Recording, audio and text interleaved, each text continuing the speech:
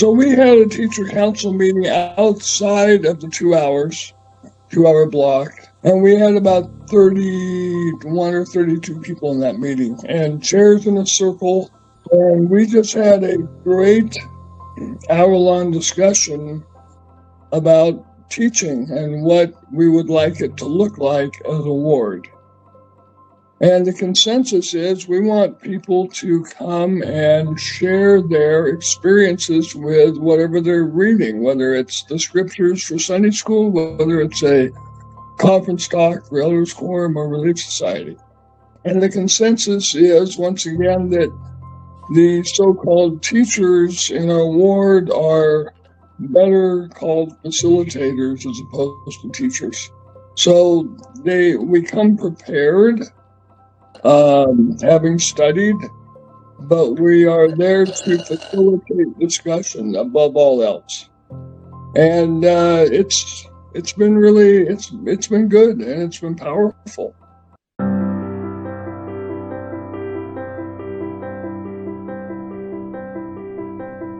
As many of you heard, we have a lot going on over the Leading Saints community. This is like an online place where the Leading Saints community can gather and talk about concepts. You don't just have to wait on me to talk to somebody and record an episode, but let's get the conversation going about various topics related to church leadership. And so I'm going to share with you a live stream we did. This was very informal, just gathering anybody who's interested about or has a calling connected with Sunday school. Let's get together online, share ideas, best practices, what you're doing, what's working, what's not. And that was part of this live stream for Sunday school presidencies. Now, these are open to really anybody. You don't have to be in a Sunday school presidency to participate. And a really fantastic conversation came out of it. Now, we went about an hour plus talking and sharing ideas. I'm going to share a half hour with you here, some of the high points, and then come watch the full recording in the community. It's there for your consumption and learning. And then we'll continue to do more of these live streams, not just about Sunday school, but other leadership callings. So we talk about, there's a great discussion that happens just about the purpose of Sunday school, also about teaching council meetings and parent-teacher council meetings. There's so much to consider. How are we doing this? How are we fitting it in the busy schedule of church? Are you doing it during second hour, during the week? And what's working? And have a great conversation that way. So tune in, listen in, and then come back over to the Leading Saints community if you want the full unedited conversation and discussion. The Sunday School Presidency live stream, and we're going to have people filing in here. So as you're coming in here, put your name, and maybe if you've had maybe just say what your calling is, and whether it's Sunday school or not, it doesn't really matter. But that is going to be the focus of our conversation. And hopefully we have something to learn for everybody. And we've tried a few different things with live streams. We've done some on various topics, and the recordings are out there. I think they're easy to find, but we've done one of these for bishops or bishoprics. I think we've done Elders Quorum. We've done Relief Society. For the Relief Society one, we had like 80 plus Relief Society presidents from around the world. That was really cool, just to get some discussion going. Definitely, this is a participatory experience. I'm just curious, and again, this is an open forum, which we'll talk. I want you to feel like you can speak open and freely. I think the more authentic we can be, just like in Sunday school, right? The better an experience it is. So, we can learn from each other, and that's what Leading Saints exists. We never pretend like we have all the answers, but we hope to learn from one another. So I'm just curious if anybody would be open to unmuting and just sharing, like, why you're here. Is it because you're here to learn? Is it because you have a specific question? Do you feel just overwhelmed in the Sunday school calling? Or is there a specific concern you're dealing with? So who wants to go first? All right, Joshua, let's hear it, man. I figured nobody else is, it's typical Sunday school, right? I know. Hey, I'll wait. I don't mind silence. I'm really just here because I have enjoyed the podcast that you put on. And I thought, hey, live stream, awesome. I've got time. I want to jump in and see. And I'm the bishop in my ward, and I've been Sunday school president, and kind of felt like I don't know what that calling, like, what am I supposed to do? It kind of overlaps young men's, young women's, Relief Society, Elders Quorum. So I just wanted to, I'm here to learn, I guess. Awesome. Yeah, that's interesting. I think, I always hesitate to quote the handbook or to paraphrase the handbook because I don't know if something's changed. But yeah, definitely like the Sunday school president, I think it frames it as you are in charge of all teaching and learning at church and at home, right? And so you can be a resource there. So that's sort of suddenly feels really heavy, right? And Sunday school is a little bit, from an administrative thing. It's sort of like, okay, we call our teachers and do our thing. But anybody can expound on that or have further thoughts or can add to that question or concern, or how do you approach it as a Sunday school person as far as what you do? Martha, go ahead. Hi guys. Hey. Hi. Before I got called to be a gospel doctrine teacher, this is in January this year, I actually watched your podcast with Dan Duckworth on creating a transformational Sunday school. Yeah. And I was grateful for the calling because then I was able to implement a lot of the things I learned on that podcast. So, yeah, that's why I'm here too. I'm grateful for the time that I could be here this morning. It's 8 o'clock for us here, so yeah, I thought I'd jump in. 8 o'clock in the morning, is that right? Yeah, yeah. Nice. Tomorrow, nice. Very cool. Anybody else want to speak to that as far as why you're here? Yeah, Chris, go ahead.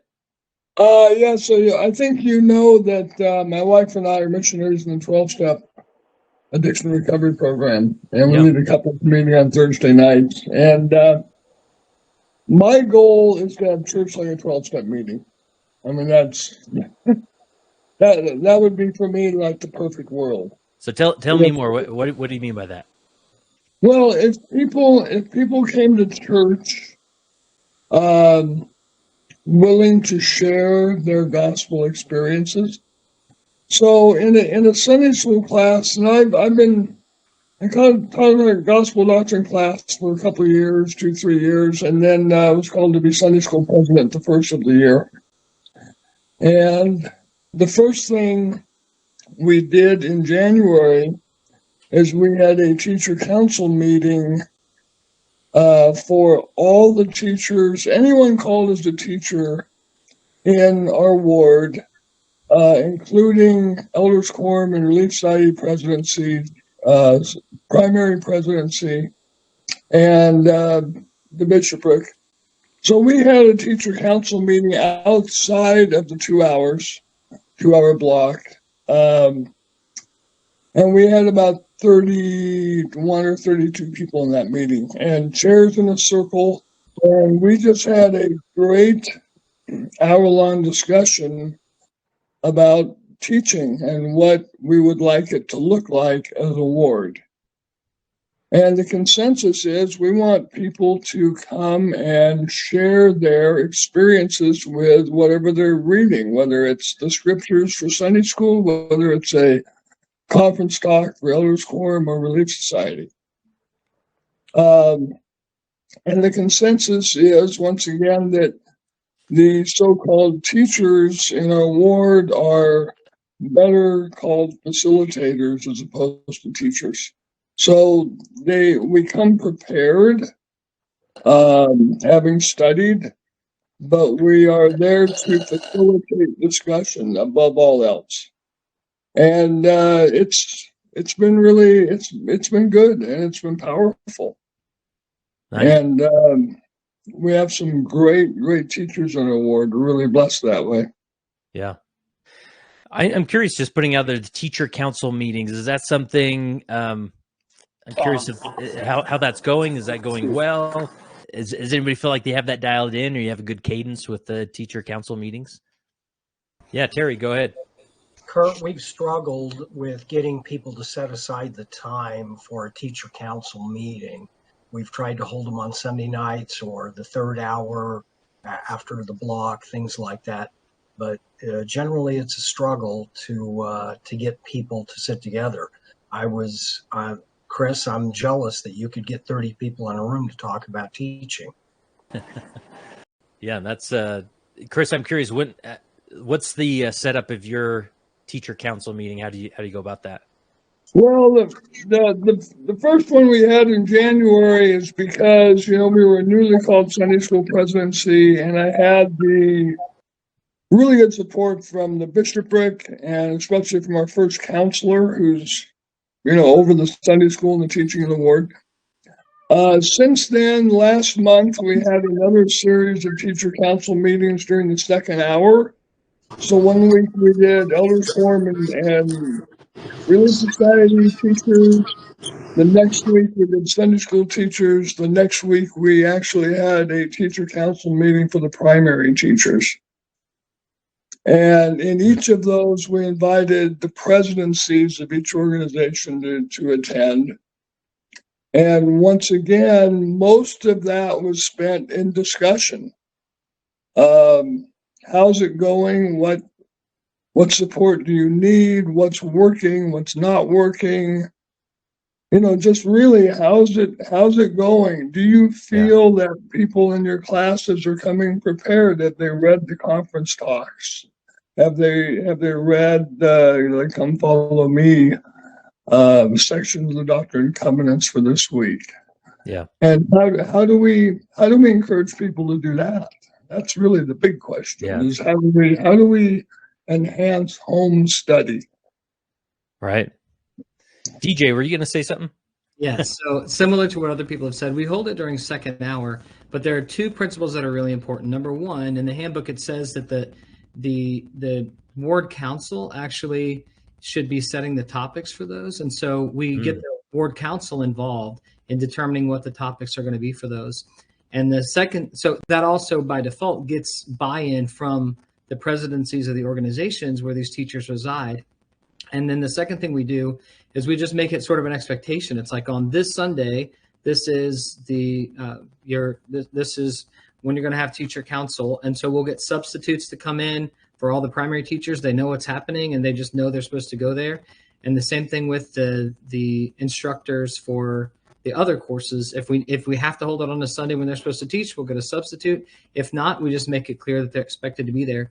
And when you have the council the way that it's supposed to be, when it's a true council, when people can put in their 2 cents and we actually learn from each other, we find that people want to do it. They can't wait a quarter for another one. They keep asking to do it, more regularly than once a quarter.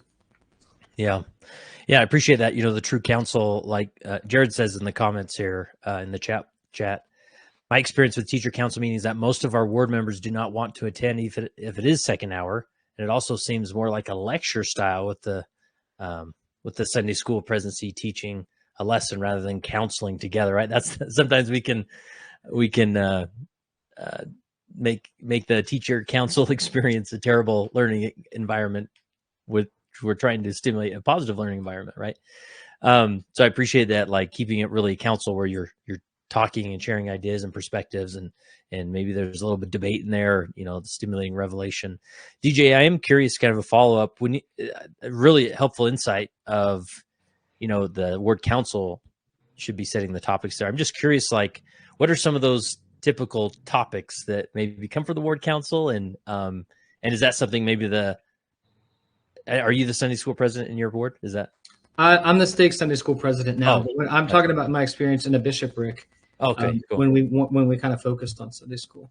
Yeah. So what were some of the topics that would come up, and someone would just bring that up in ward council meeting and to determine what topics the teacher council meetings could be? Or yeah, so we'd have the executive secretary, send out a little note that says, hey, here are what we're going to talk about at ward council, and one of the items would be potential topics for the the teacher council, right? And so they would then go to their folks and ask. So some of the things that come up are how to get students to not just be playing on their cell phones, how to do engagement, right? Because it also, especially with teenagers, it's kind of hard to tell what they're doing. With the primary, sometimes it was questions that are very good questions, like if they're studying this at home with their parents, like it feels redundant for us to cover this when they come in because they seem to already know all the answers and the stories, right? Mm-hmm. And so those are legitimate concerns that people have. And as they bring those legitimate concerns to their presidencies and those get passed along and we hit their topics, then people really want to go to these things, right?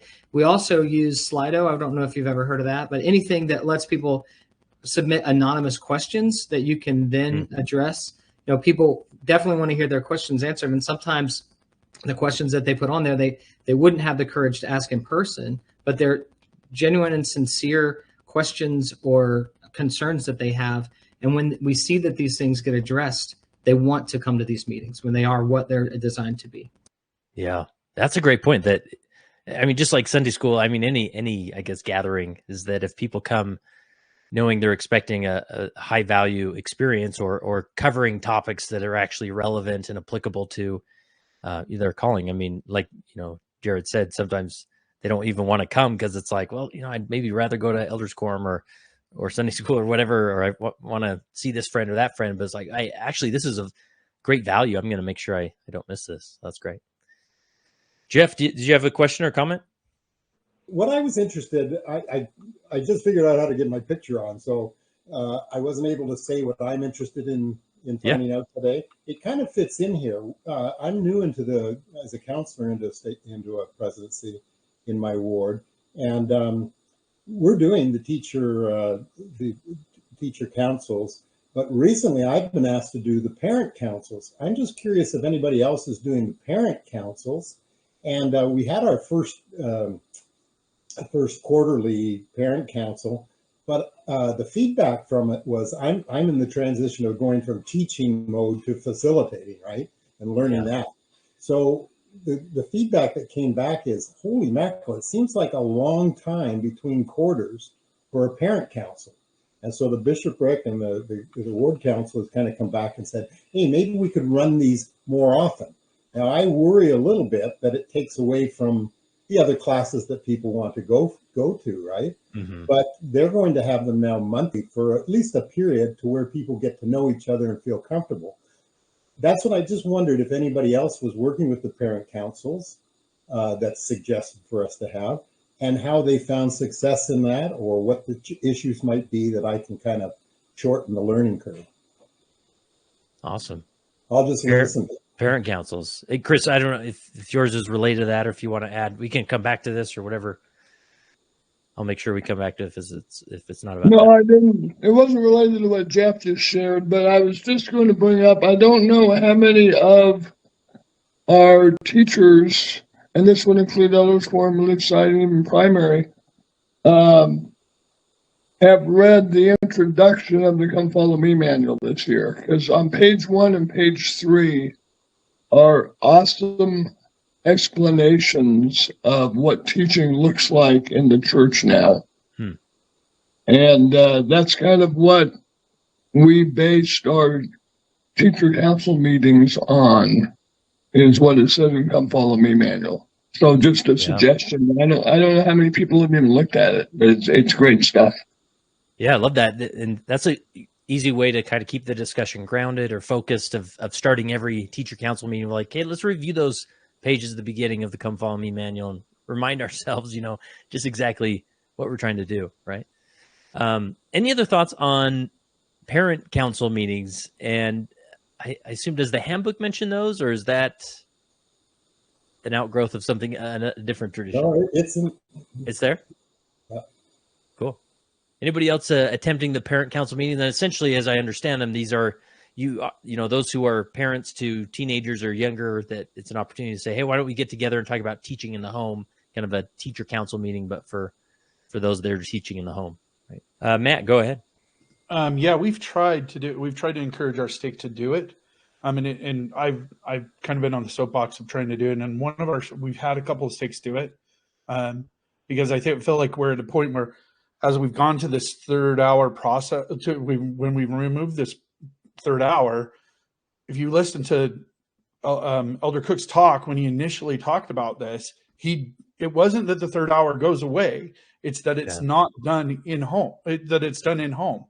And what it's turned into is it turns into, you get it, and you can see a drop in gospel knowledge and participation. I was in my stake calling, I was a Deacon's Quorum advisor, and you could see a massive change in a lack of, it was such a huge learning curve going from the previous model where it was a third hour, where the primary kids had a full hour of teaching, to now they go to maybe 20 minutes of lesson. And then when they go they go in, and they're also not even 12, they're not 12, they're like 11. And they come into, are expected to go into Sunday school in young men's or in young women's, where you're there for an hour. And in some instances, you're supposed to participate. And so there's been a lot of learning curve on that. And so we've tried to work with our primary and with our and our youth to try and make that transition, because it's a really hard transition between those in that space. That's great. Really helpful. Anybody else? Any other thoughts on parent council meetings, or do you have maybe a different topic? DJ just posted a great link to the church news about teacher council meetings for parents, written by the Sunday School General Presidency. So that's great. Matt, go ahead. Yeah, I feel it's hard. Sometimes it's hard to get past the model of. I was in a previous ward. I was the Sunday school president, and that ward was very pro. You're, as the Sunday school president, you're in charge of teaching all in the throughout the organization, and you're like, I was going into every meeting and and getting at, but it's hard to get past this idea of there tends to be a little bit of a downgrade of thought of Sunday school, where it's not. And in my mind, I feel like Sunday school is one of the most important parts of the block, but it tends to not get promoted as well and to be hyped up as well as it should be. And it's hard to sometimes get stakes and boards past that mindset of you're, as a Sunday school president, you're glorified bell ringer. You're making sure the trains run on time, and that kind of stuff. And trying to really understand how you can level up your teaching. Yeah, that's an interesting dynamic that we face, is that that time we have at church is limited, and everyone kind of wants a piece of it, right? Obviously, the sacrament, they're not going to cancel that, or rotate that through as needed, but that's paramount. But that second hour is sort of like, and you see it with Fifth Sundays, of like, suddenly maybe the family history committee, we want to do a family history class during the second hour, right? And then you have these teacher council meetings, and again, I think it emphasizes just the importance of that in-home study, where was it I forget exactly who said it, but it's like maybe these parent council meetings aren't, they're needed, but man, once a quarter just seems like too few, right? But if you did it more often, knowing that at home that learning experience has been accentuated, then even better, right? But then it's just tricky with that second hour, and so many kind of are battling for the focus. And Sunday school should be a focus, and then it's every other week, and it gets tricky. So Brent, go ahead. Yeah, it's an interesting one. In our ward, we've got 100 people attending and 700 people who don't feel welcome to attend for one reason or another. So big numbers of less active. And I did get a question from the primary president about parents. Is there a way to get the kids to be more prepared for when they're in class? She said, quote, air quotes, "It would make my job easier if they arrived prepared." And I about came uncorked a little bit, because I was just so grateful that those primary kids were there.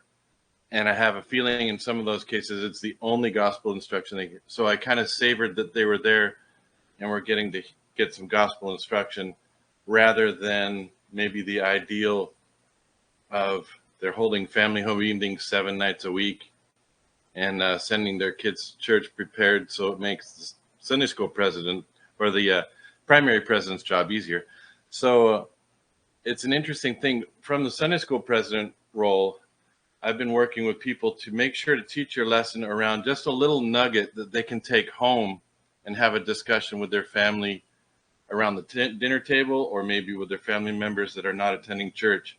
So a really memorable little nugget. And instead of what did you learn at Sunday school, and whether it's a youth or an adult, and they say, I don't know, we just talked about a bunch of stuff today. Get a little nugget so our teaching at church can also carry back home. But I haven't figured out a way to get it to go from home and come back and make a primary president's job easier. So that's my 2 cents. Interesting. Jeff, what would you like to add? Yeah, I don't want to keep going back to the parenting councils. No, you're good. That's fine. But and I appreciate that link that was sent. I haven't read it. I can't multitask like that, but I will read it and definitely probably gain from that. But when I was first given this assignment, I called up to our state person and I said, hey, is there any wards in the state that are doing this? Because it is a secondary thing. We put a lot of focus on the teacher councils at the ward, but the parent council I hadn't heard much about. And he said, oh yeah, matter of fact, this Friday they're having one over at our ward, another part of our state. So I went and I visited that, and they did meet on a monthly basis. And it was, kind of young parents with all the same issues of raising kids and things like that. And yet they made it into almost a date night type thing. And so I thought that was really good. I didn't know, I went back to the handbook, and I didn't really see where it might say something in this article, but I didn't really see where it encouraged it on a non-Sunday. But for these people, it was looked at as something exciting. They even had the kids all the kids came and were playing in the gym and everything. Well, they had this lesson, or this, not lesson, but this sharing time on what sort of issues were going on. But I really thought that was really cool that they were having it on monthly. It was the same group. People could get added to as they moved into the ward, or as they decided they wanted to do, or heard good things about it. So there was no restrictions on it, but it was a group of people that really got together as friends and as kind of co-parents with the same sorts of issues. So I don't know I was coming to see if any of you had experience, with the parent council, and I do see the benefits of it. But like you said earlier, one more thing on the Sunday to take people away from other things that are just, important as well. I wasn't sure that, that was the route. And then the feedback from the bishop to have it more often, I was kind of surprised at that because it's suggested quarterly. But you can imagine teachers getting together quarterly is fine because, it gives you a chance to overview the issues of the thing. But parents, and knowing one another and having some sort of energy of the whole group, it is pretty hard to go, every 3 months and kind of get, now who are you, that sort of thing. You never seem to get to know people. Yeah. And definitely parents are, in the best case scenario, they're teaching the gospel in the home every day, maybe, or at least every week, where, a gospel doctrine or a elders quorum teacher is, maybe in a quarter, maybe they only teach twice, if that, right? Right. And I love this concept of just, creating something outside the Sunday block that's there as a resource. And because I'm sure there's many parents who think, you know what, I feel pretty confident about what I'm doing in my home, or I don't necessarily need that. And that's okay. Right. But those who feel like I could really use that and it's more of a social function and maybe a little more casual, there might be a reason to go that route. So I appreciate that thought. DJ, go ahead. I just wanted to say that we've had some success with those simply because people have opened up and kind of gotten rid of this misconception that everybody else is just sitting there holding hands, singing Kumbaya and having this wonderful time. And people share, they're like, it's a constant fight to get my kids to stop messing with stuff, toys that they brought, or just to pay attention. And one of the things that I shared that really hit me hard when I figured it out is about a year ago. Hey, thanks for listening to this episode. We're actually going to cut it short a little bit. If you want to listen to the entirety of this conversation, head on over to the Leading Saints community. You can find the link in the show notes, and you can watch the extended cut there, and I think you'll benefit from it. So come join us over at the Leading Saints community.